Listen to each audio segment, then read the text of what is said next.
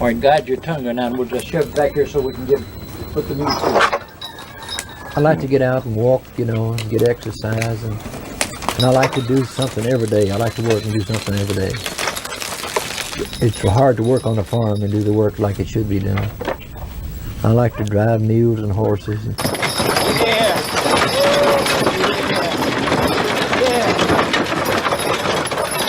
Yeah, I was raised out about 1.5 miles from Rosine, Kentucky, back on a farm. I had 5 other brothers.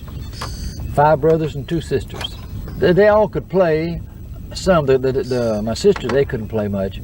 We sung in church a lot there at Rosine, Kentucky, and played for old-time square dances. A little later on, I had my group together and called it the Bluegrass Boys. Kentucky was called the Bluegrass State, and they raised bluegrass up there. Well, to let the people all over the world know, that I was from the state of Kentucky, I thought if I used the name of bluegrass, why, they would know that I was from Kentucky. But it wasn't until the Bluegrass Boys hit the airwaves on the radio that people started to take notice. I started in Asheville, North Carolina on WWNC and went from there to WFBC in Greenville, South Carolina, then moved to the Grand Ole Opry. To get to be on the Grand Ole Opry was great, man. To know that I could be on a station where everybody could hear it, and know where I was at, and they could hear it every Saturday night. And it helped me a lot with the music.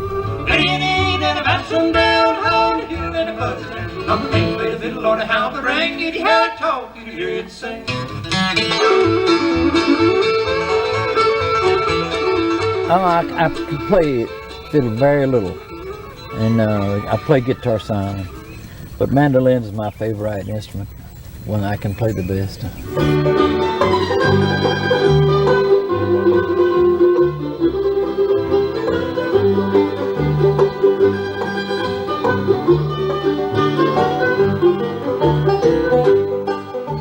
The Bluegrass Boys have experienced a lot of success over the years, but there has always been a lot of change in who makes up the group.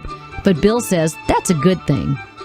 Oh, they stayed about 3 years. That's the way all of them did back in the early days, That's as long as I would want them to stay, because I wanted new entertainers and to help other people, as I went along. So there's been, I'd say, around 35 or 40 different lead singers with me, the guitar players, and between 35 and 40 fiddle players and banjo players the same way. And it's been like a school of music bluegrass has. It's helped a lot of people get started where they could learn good music and make some money out of it. Even at this stage in Bill's career, he was still promoting his craft. I hope that people up in Indiana are saving their money and only going to come to Bean Blossom and be there at the festival with me. Because this is going to be the 21st year there. 21 years, and I'm looking forward to it. We got a powerful lineup with talent going to be there. Another morning, another day. Still I'm feeling the same old way. I'm still missing you.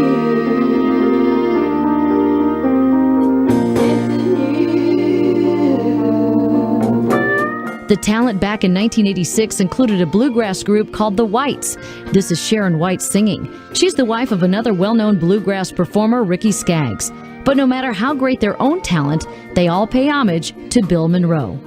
It's because of Bean Blossom and bluegrass that we're in the music business. And in 1971, at the Bluegrass Festival here in June, that they always have, we came here not as a booked band, but just as spectators. And back then they had contests and had open stage where they would let people, bands get up and play and sing, and they invited us to be on stage, and we got up a couple of different times during the weekend and played and spent a lot of hours in the park playing music. And Bill Monroe and his music have meant a lot to us, really been an influence.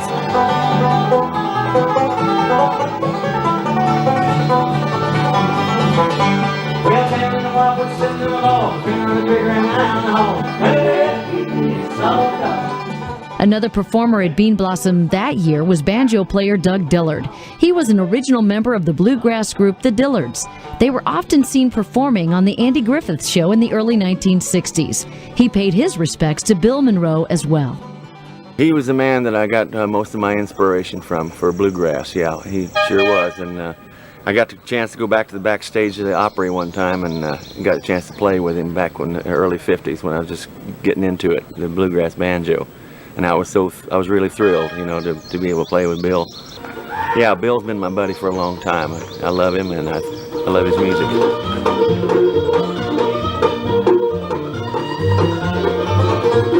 In spite of all the praise and success, Bill Monroe managed to live a humble life.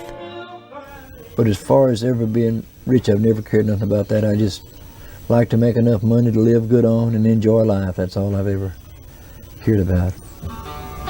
Well, there might be just one more thing Bill cared about. He was very proud to be called the father of bluegrass music. That makes me feel good, to know that I originated the music and they call me the father of bluegrass music. That makes me feel wonderful. Well, I don't think it'll ever die. I think it's here to stay, and I think that there'll be people coming along with it every year and will play it. And I think there'll be people that want to play just as pure as they can play it. And I just hope it's here to stay.